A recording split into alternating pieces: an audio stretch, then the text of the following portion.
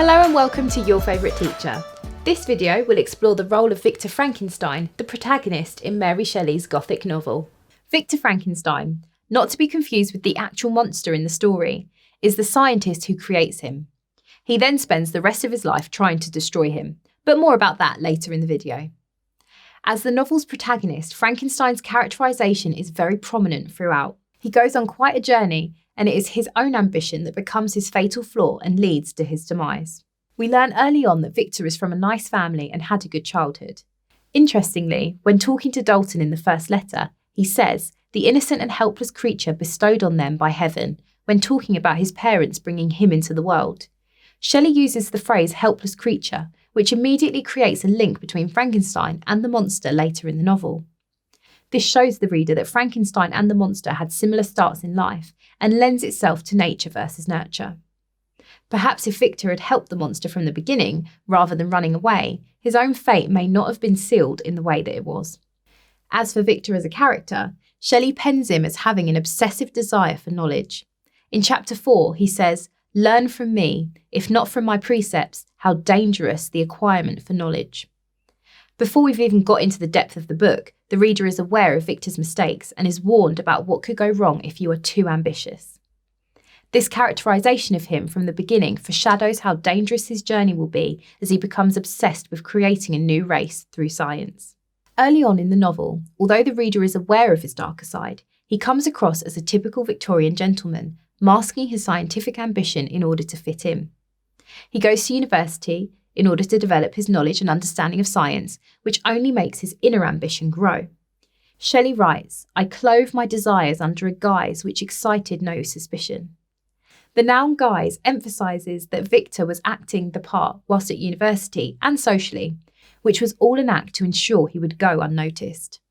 However, the more he tried to hide these desires, the harsher the effects physically after the creation of the monster. This is an underlying idea throughout the novel.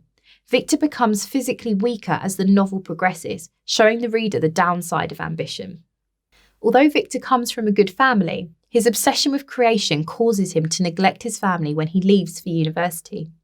Shelley also characterises Frankenstein as selfish. He becomes so obsessed with the creation of the monster that he doesn't actually think about what will happen when he succeeds. As a result, he fails to think about the need to nurture the innocent and helpless creature bestowed on him by science. Frankenstein's choice to walk away from the monster is what the reader can interpret as selfish, but not only does he walk away, he also tries to play the victim throughout the novel. He believes no one else has ever suffered a worse fate. Speaking of fate, he genuinely blames fate and destiny rather than himself and his decision to create the monster in the first place. That's right, he thinks it's destiny, not his own ambition, that has caused his downfall.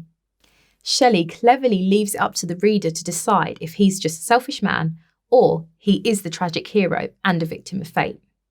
I know what my interpretation is, but you may have a different one, which is fine as long as you can back it up. That's the beauty of English exams.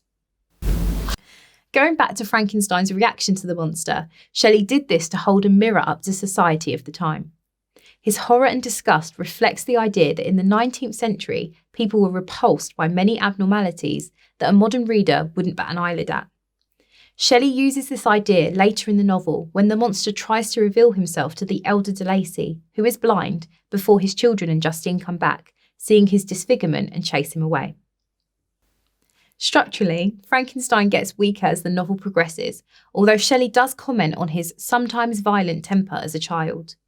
In general, he goes from a happy, loved family member to isolated and unbalanced the more he focuses on the creation of the monster. Physically, he becomes weaker, portrayed as a shadow of a human being, the more obsessed he gets with capturing the monster again.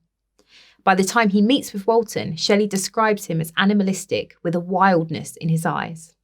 There are many similarities between Frankenstein and the monster, which is a staple in Gothic novels. Both have a strong thirst for knowledge, both are intelligent, yet isolated, and both certainly become obsessed with revenge for the other. Shelley explores the idea of the doppelganger through both characters, again warning society that there is a certain level of evil in everyone, showing the consequences with Frankenstein's imminent passing at the end of the novel. I hope you found the information in this video useful. Make sure you check out the other topics in this series, and don't forget the Grade Booster section, which has more detailed analysis of character and theme if you want to stretch and challenge yourself. I'm Miss Shaw, thanks for watching.